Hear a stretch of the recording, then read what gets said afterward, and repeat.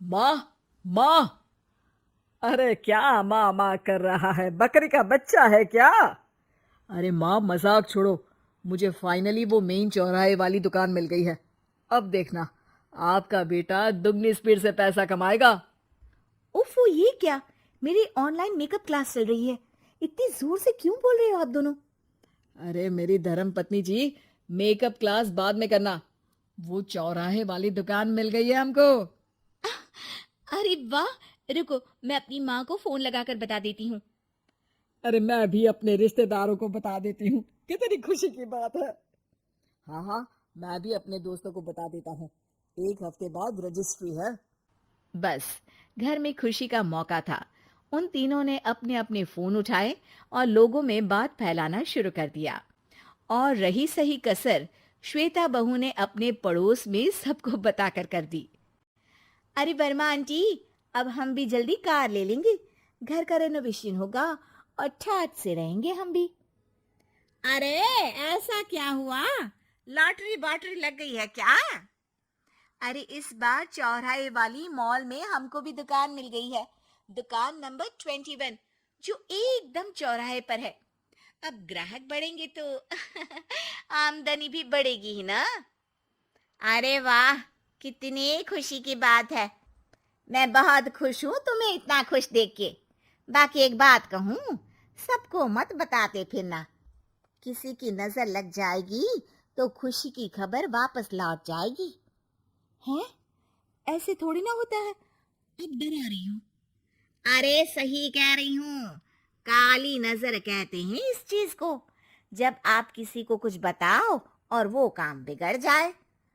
अरे लेकिन मैं तो। तुमने सबको बता दिया ना? हाँ, फोन लगा लगा के। अब बच के रहना। काली नजर बड़ी खतरनाक होती है। श्वेता इतनी खुश रहती है कि वो वर्मा आंटी की बात नहीं।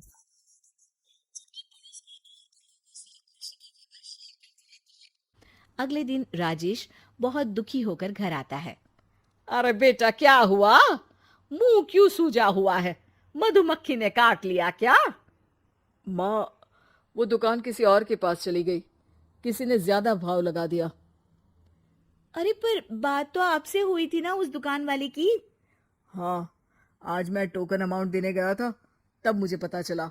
कोई आकर सुबह मुझसे पहले ही ज्यादा अमाउंट दे गया। काली नजर। क्या? क्या कहा? वर्मा आंटी ने समझाया था कि किसी को बताना मत, वरना काली नजर लग जाएगी। अच्छा, तुम्हें उनकी बात मान लेनी चाहिए थी। उनकी बात मान लेती, लेकिन उसके पहले ही सबको बता चुके थे ना हम तीनों। अरे अगली बार से ध्यान रखेंगे।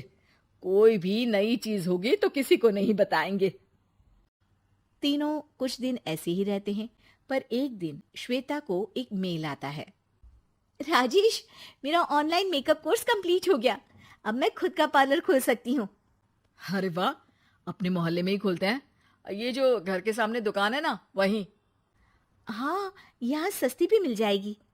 अगले दिन श्वेता वर्मा आंटी के पास जाती है, मिठाई का डब्बा लेकर। अरे आओ आओ, कैसे आना हुआ? जोर से नहीं बोलूंगी। वो सामने वाली दुकान है ना, वहां मैं अपनी पार्लर की दुकान खोलने वाली हूँ। उसकी मिठाई है। अरे वाह, बहुत बधाई हो तुमको। हाँ, मैं कमाने लगूंगी तो राजेश पर पूरे घर का बोझ नहीं रहेगा ना आंटी जी। ये तो है।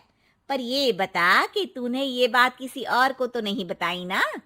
अरे नहीं नहीं, पिछली बार गलती कर दी थी। काली नजर लगी किसी की और राजेश के हाथ से वो दुकान चली गई थी। सबको मत बताना। चलो मैं चलती हूँ, कल दुकान की बात करने भी तो जाना है। अगले दिन श्वेता दुकान के लिए मालिक से बात करने जाती है। अरे लेकिन दुकान तो हम कल रात को ही किसी को दे चुके हैं। कल ही? हाँ, कल ही। 2 दिन बाद कोई यहाँ पार्लर भी खोल लेगा। अब कहीं और दुकान देख लीजिए। अरे पर हमको भी तो पार्लर ही खोलना था। हाँ भाई, ये एक ही दुकान है।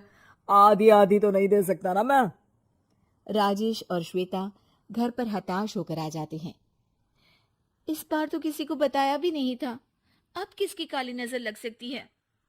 सुनो, तुमने माँ को बताया था क्या? अरे कैसी बात कर रही हो? माँ की नजर थोड़ी ना लगेगी।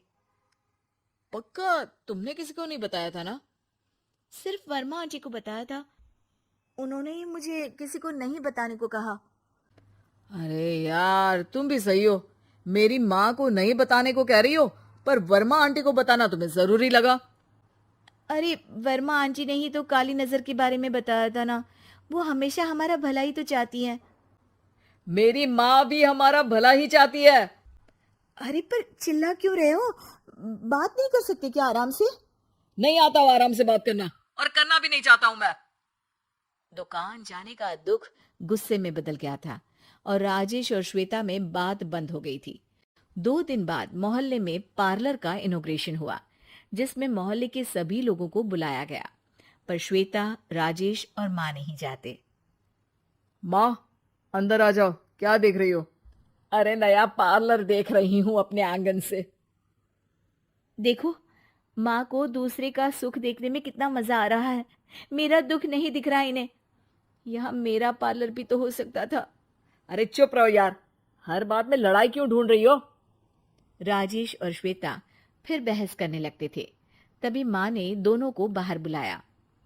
अरे जरा देखो तो दुकान चलाने वाले का बोर्ड पर नाम क्या लिखा है? श्रुति वर्मा। गाड़ी निकाल बेटा, हमें कहीं जाना है। काली नजर का इलाज कराने। राजेश अपनी बाइक निकालता है। तीनों ट्रिपलिंग कर रहे हैं। माँ राजेश को उस मॉल वाली दुकान पर लेकर जाती है जहां राजेश अपनी दुकान खोलने वाला था। यही दुकान लेना चाहता था ना तू? हाँ, पर इनको भी दुखी करने लेकर आई हो क्या यहाँ पर दुकान दिखाकर? वहां काफी नहीं था? अरे श्वेता थोड़ा सब्र रख, अभी पता चलेगा कि हम यहाँ क्यों आए हैं। बता, इस दुकान चलाने वाले का नाम क्या है? अनुपम वर्मा। कुछ समझ में आया? वो दुकान वाली श्रुति वर्मा, ये दुकान वाला अनुपम वर्मा, और हमारे पड़ोस में हमने उस दुकानों के बारे में बताया किसको था? अब वर्मा आंटी को। मतलब वर्मा आंटी ही हमारा काम बिगाड़ रही है? नहीं नहीं, ऐसा नहीं हो सकता। ये बस इत्तेफाक है। राजेश अपना फोन निकालता है और श्रुति वर्मा और अनुपम वर्मा के नाम फेसबुक पर सर्च करता है, जहां ये दोनों ही वर्मा आंटी के रिश्तेदार होते हैं। श्वेता को समझ में आ जाता है कि वर्मा आंटी की ही नजर खाली नजर है। अब क्या करना है? कोई भी खुशी की खबर हो तो काली नजर से बचना है, यानी वर्मा आंटी से बचना है। अरे पर मुझे ये समझ में नहीं आया कि वो हमारे साथ ऐसा क्यों करेंगी। अरे बेटा, एक सीख है, दूर के आदमी को आपकी तरक्की से कम परेशानी होगी, पड़ोसी को ज्यादा। दोनों माँ की बात में हामी भरते हैं और अगला काम चुपचाप करने की कसम खाते हैं, ताकि आगे से वर्मा आंटी कोई काम ना बिगाड़ सके।